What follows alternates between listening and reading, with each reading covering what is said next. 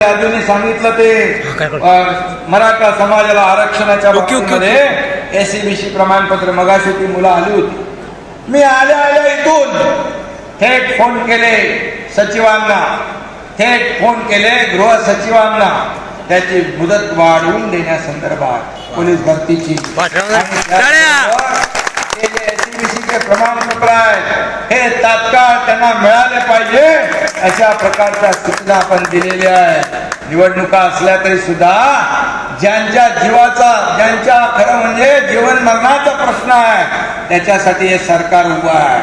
तुम्हाला मी सांगू इच्छितो, हा मुख्यमंत्री जाहीरपणे छत्रपती शिवाजी महाराजांची शपथ घेऊन मराठा समाजाला आरक्षण देण्याची शपथ घेतली आणि ते करून दाखवलं. 10% आरक्षण दिलं आणि इतर कुठल्याही समाजावर अन्याय न करता